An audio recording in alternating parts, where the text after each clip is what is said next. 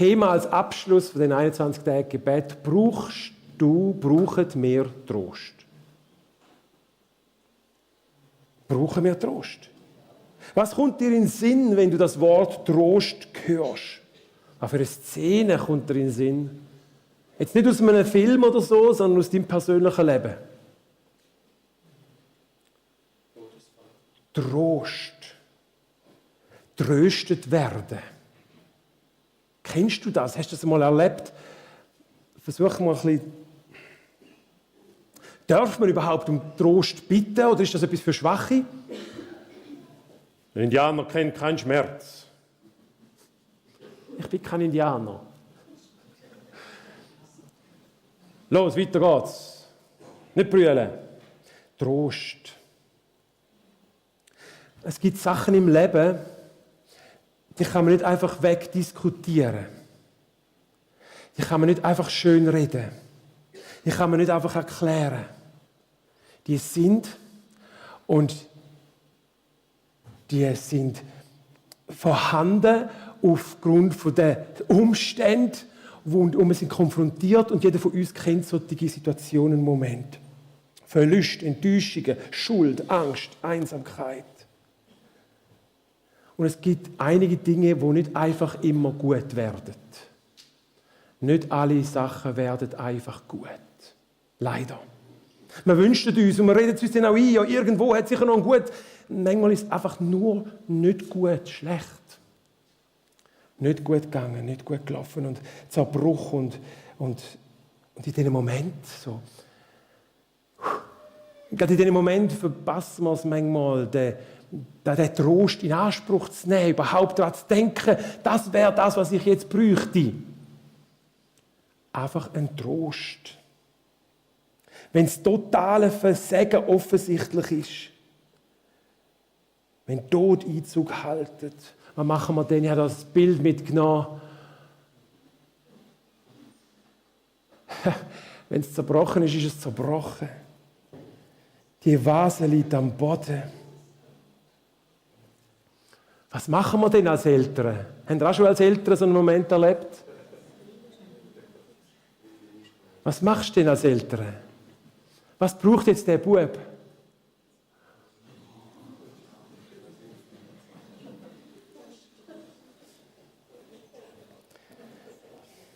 Was wird Gott tun?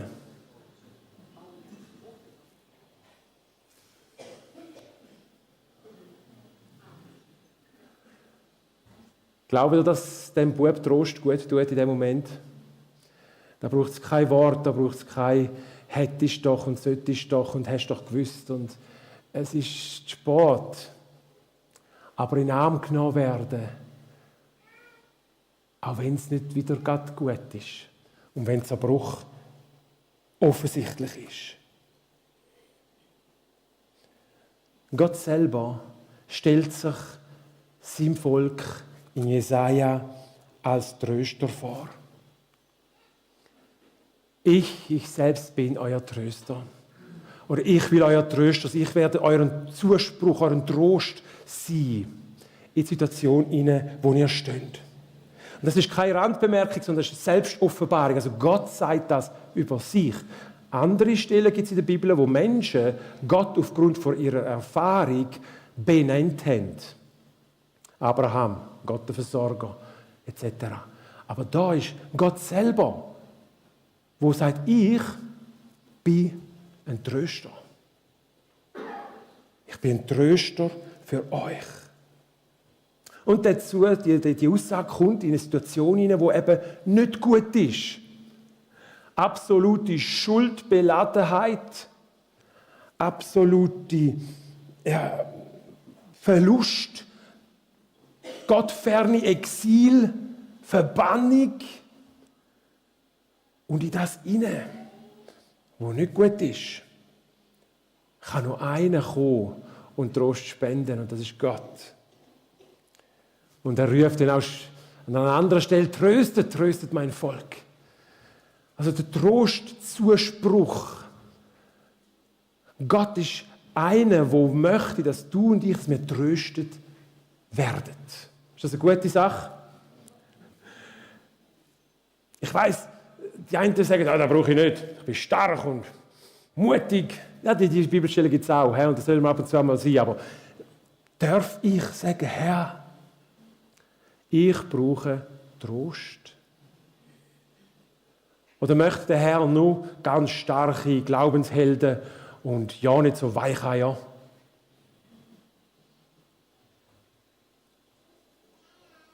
Wenn er doch sagt. Er sagt nicht, reiss dich zusammen, das kommt schon wieder gut. Nein, er sagt, ich bin da. Ich bin jetzt da. In dieser Situation, jetzt bin ich da. Ich tröste dich.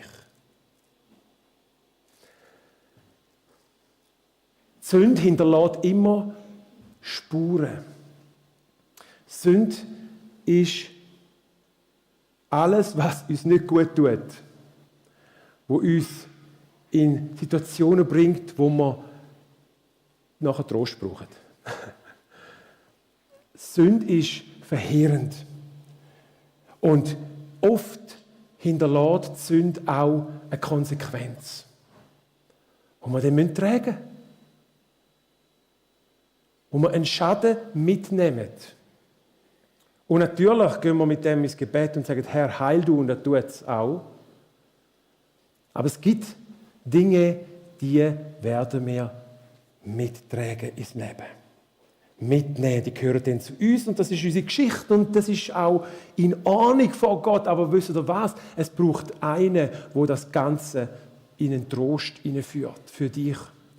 Dass du dich selber kannst auch versöhnen und dass du tröstet wirst vom Tröster persönlich über diese Situation zum wieder neu führen gehen, auch mit möglichen Narben und Konsequenzen.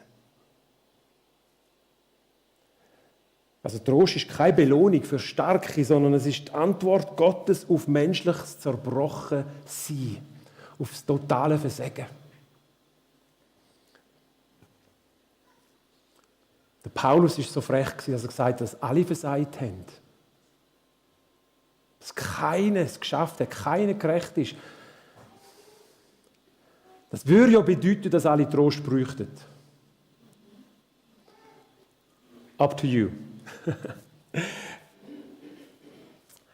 Wie auch immer, im Alten Testament wird dann immer verstärkter verheißen, dass der Trost Gottes nicht nur als Wort, als Zuspruch verheißen ist, sondern dass er als Person in die Welt hineinkommen möchte.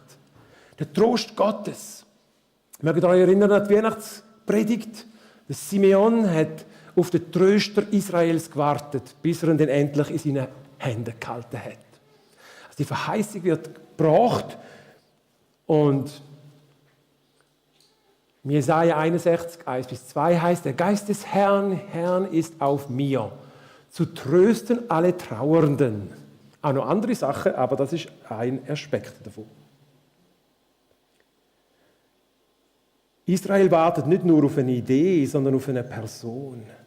Eine messianische Hoffnung, eine Erwartung, da kommt einer und der wird Trost bringen. Für unsere totale Zerbrochenheit, für unser absolutes Versagen, da werden wir tröstet werden. Ein Zuspruch. Super. Und dann ist Jesus gekommen. Und er ist durch die Welt gelaufen und hat die Menschen getröstet. Er hat sie aufgebaut. Und er hat ihnen aber nicht nur in dem Moment, durch das, dass er sie geheilt hat oder befreit hat, Trost gegeben, sondern er hat immer von dem geredet, wozu er wirklich gekommen ist. Nämlich zur Befreiung, zur Heilung der Völker durch seinen Tod am Kreuz. Das war dann der Trost, die Verheißung. Aber das andere hat auch gut zu tun. Amen. Es tut so gut. Wenn wir die Gegenwart Gottes, wenn wir Erfahrungen machen mit ihm, und das dürfen wir auch. Jesus wendet sich der Zerbrochenen zu, der mühseligen, Geschlagenen.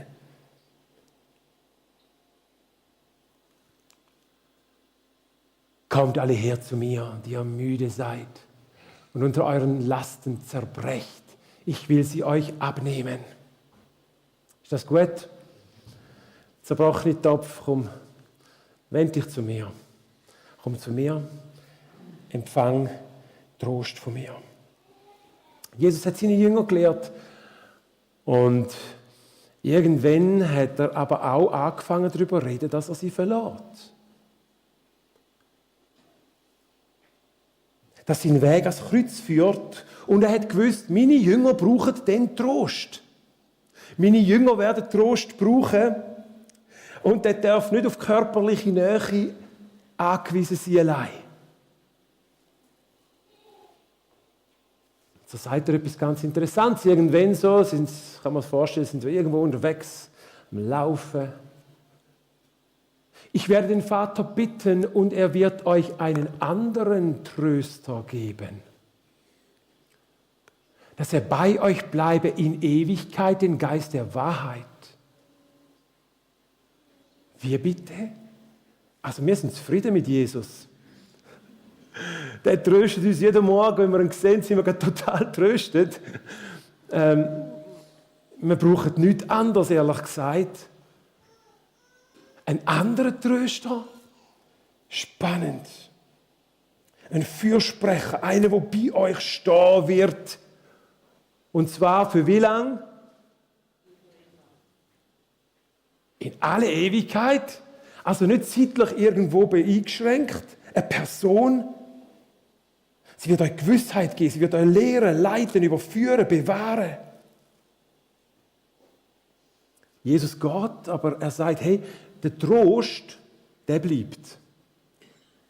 Der bleibt. Kein Abschied mehr von Gottes Trost über euer Leben. Zuerst war die Zusage, dann war die Person da und jetzt ist die Gegenwart da. Wow. Wird immer besser, oder? Aus dem Versprechen, aus der Verheißung wird eine Visualisierung und aus der Visualisierung wird nachher eine Innenwohnung. Gottes Geist, mein Tröster, nie mehr allein.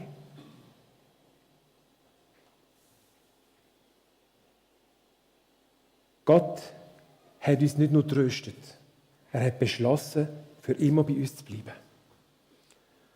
Und für das hat er müssen seinen Sohn senden, am Kreuz sterben, Pfingsten in eine Wohnung. Damit du einen Tröster hast. Also wer ist dein Tröster, wenn du durch den Alltag gehst? Gottes Geist. Er ist in dir. Und wenn du Trost brauchst, suchst du ihn.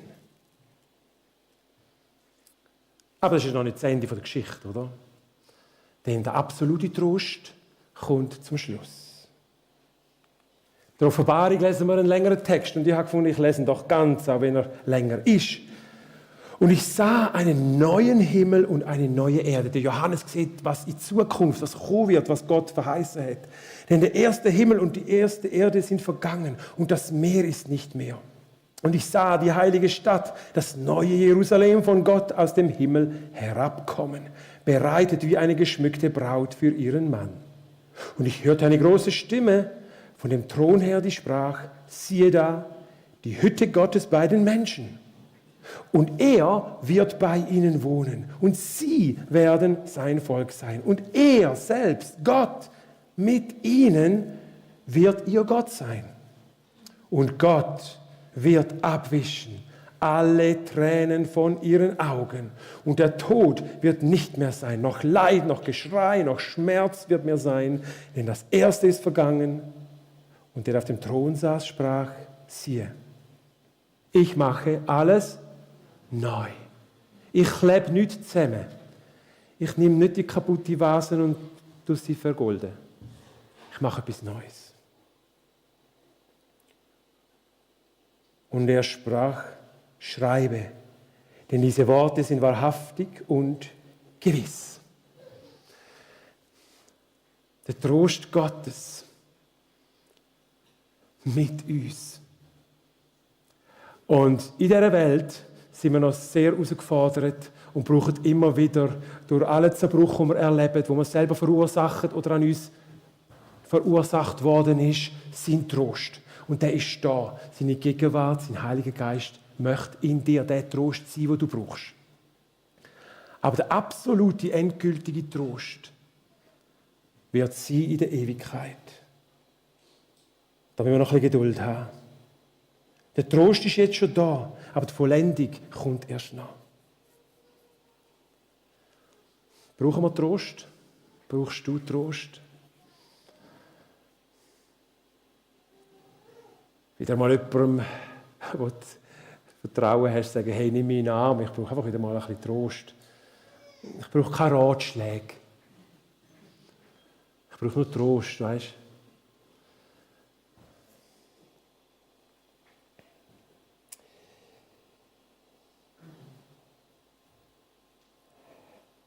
du? Ja, wer behauptet, keinen Trost zu brauchen, ist oft jemand, der sehr gut verdrängen kann. Und in der Seelsorge dann erleben wir, dass dann eben Sachen wirklich aufbrechen dürfen. Und dann geht es nicht darum, dass man es irgendwie schön redet, sondern dann müssen wir sagen, okay, Herr, jetzt musst du trösten, jetzt musst du helfen. Wir bringen das jetzt vor dich im Gebet. Und es ist überraschend und wunderschön zu sehen, dass dann Heilige passiert. Also, wir sehen, wir brauchen Trost und wir haben jemanden, der Trost gibt. Das Ding ist also nicht, ob wir Trost brauchen, sondern wo wir Trost suchen. Oft greifen wir zu Tröstern, die kurzfristig uns irgendwie etwas versprechen. Nutella zum Beispiel. Nein.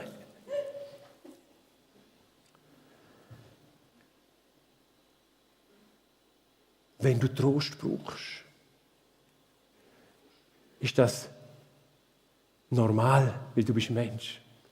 Die Frage ist, welchen Trost suchst du und holst du dir? Falsche Tröster, die die Welt anbietet, durch Ablenkung, Konsum, Anerkennung, Kontrolle, Beziehungen, Alkohol, Betäubungsmittel, Süchte, Pornografie, Rückzug, Zorn, Perfektionismus, was auch immer dich gerade tröstet. Wo zieht es dich, wenn du Trost brauchst? Und die Bibel nennt solche Sachen Sünde, nicht weil sie Gott uns missgönnt, sondern weil Gott weiß, dass sie uns schadet und uns nicht dort anführen, was wir wirklich bräuchten. Sie trösten nicht, sie beruhigen vielleicht, aber befreien nicht. Sie führen uns in Gefangenschaften. Sünde ist so ein Trostpflaster. Da kommt man als Kind über als Trostpflaster mit noch einem Winnie the Pooh drauf, oder?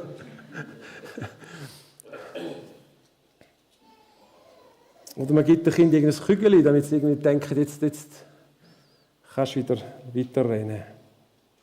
Alles, was wir brauchen, ist Trost. Und wenn du Trost brauchst, dann überleg mal, was sind so deine Mechanismen? Wir haben letzten Sonntag gehört vom Sinneswandel, wie manchmal das eingebrennt ist in unseren Hirnwindungen, wie Autobahnen, dass wir immer wieder zum Gleichen greifen, wenn wir Trost brauchen, weil wir sie gewöhnt sind. Das ist der einfachste Weg. Was aber, wenn Gott auch Trost bereit hat? Okay, Moment schnell kurz. Christa hat gerade ein Problem. Kannst du auf Offline schalten?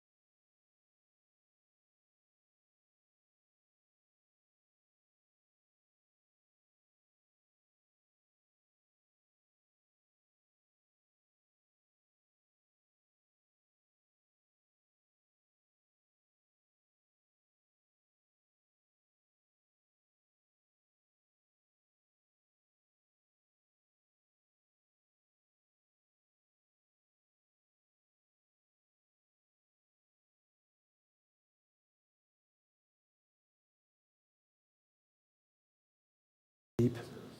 Danke, dass sie in deiner Hand geborgen sein und deine Gegenwart und Trost gerade jetzt spüren. Ich lobe und preise dich. Danke dir. Du bist gut, Herr. Alle Zeit, Jesus. Dankeschön. Amen. Amen. Irgendeine Schwäche war vielleicht, genau. Ja.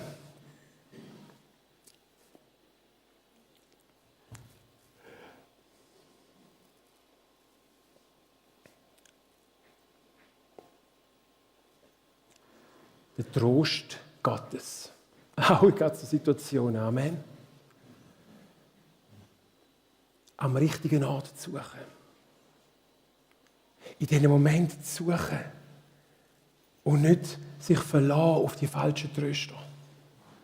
Und in diesen Momenten zu ihm gehen.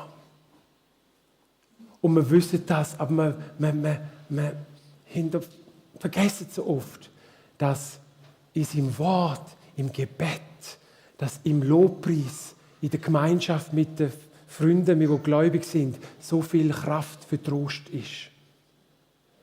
Aber es gibt auch ganz viele positive Dinge in deinem Leben, wo du kannst für dich als Tröster in Anspruch nehmen kannst. Die Musik machen, machen ein bisschen Musik.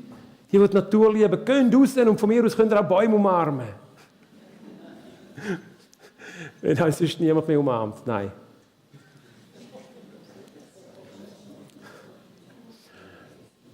Der Trost.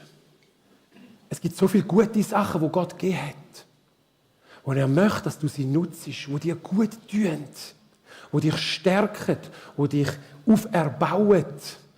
Aber Trost brauchst. Und so darum möchte ich dir auch mitgeben. Wenn du wieder mal Trost brauchst, dann sei dir bewusst, das ist normal.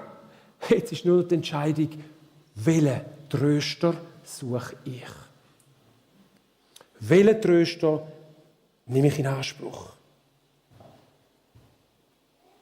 Zusammengefasst, Gott offenbart sich als Tröster. Der Trost Israel ist in Jesus Christus sichtbar worden. Jesus sendet den Heiligen Geist als bleibender Tröster. Und am Ende wird er abwischen alle Tränen, die jetzt vielleicht noch geweint werden. Wir brauchen Trost, wähl den richtigen Trost. Und es ist ganz wichtig, nochmal zu betonen, der Heilige Geist, Gottes Geist, ist der, der für dich da ist zum Trost.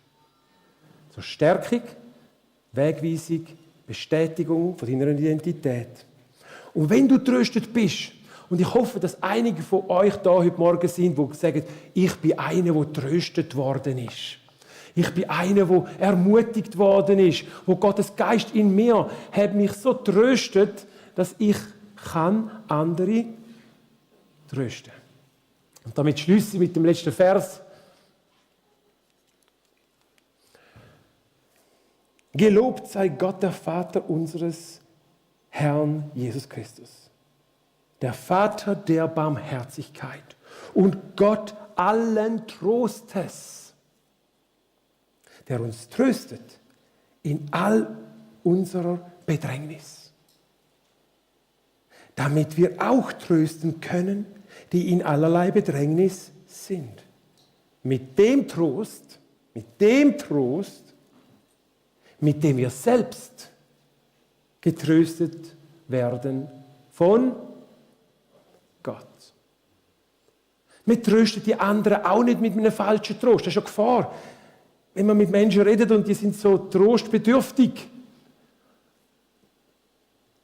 Was sollen wir jetzt sagen? Mit welchem Trost sollen wir ihnen jetzt den Trost geben? Vielleicht haben wir Mut, sie mit dem Trost zu trösten, wo wir tröstet worden sind.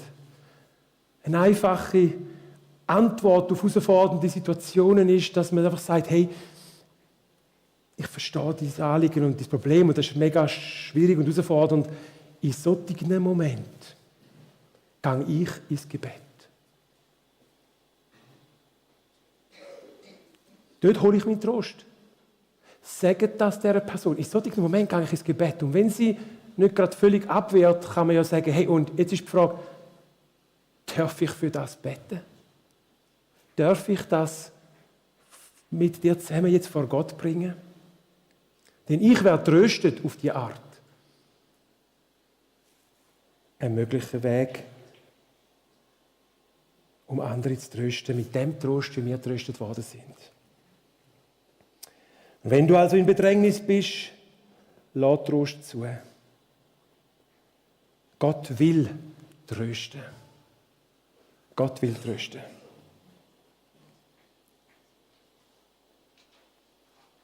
Er ist deine Antwort auf deinen Trost.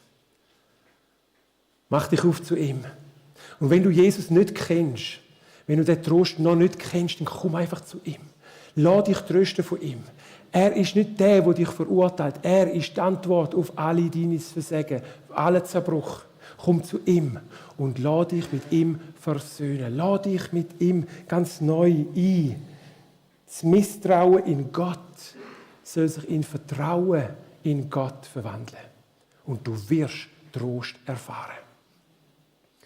Solange das Misstrauen, auch als Gläubige können wir Gott misstrauen. Ja, Gott ist schon gut, aber das ist ihm nicht möglich. Das ist außerhalb, oder Gott will nicht, Gott hat nicht und Gott sieht nicht. Und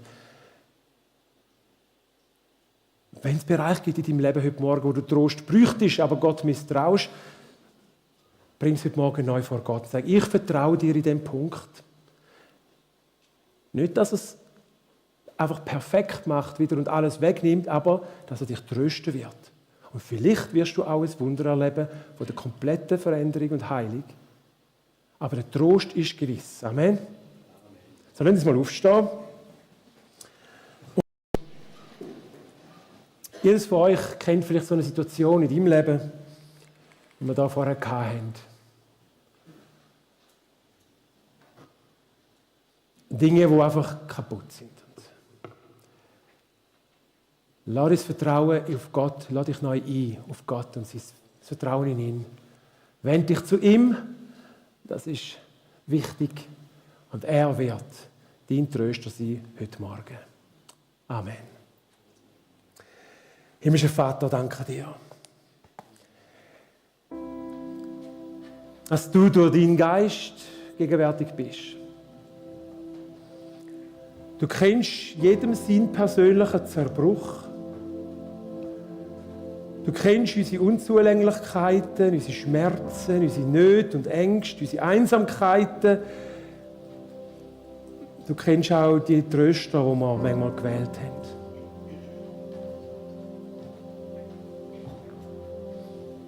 Geist Gottes, komm und tröste du heute Morgen. Und ich möchte mein Vertrauen ganz neu auf dich setzen als mein alleiniger Tröster, der heilt und verbindet und in die Hand nimmt, in den Arm nimmt. Und deine Verheißung nehmen wir in Anspruch. Eines Tages wird es heißen, ich mache alles neu. Empfang das heute Morgen. Amen.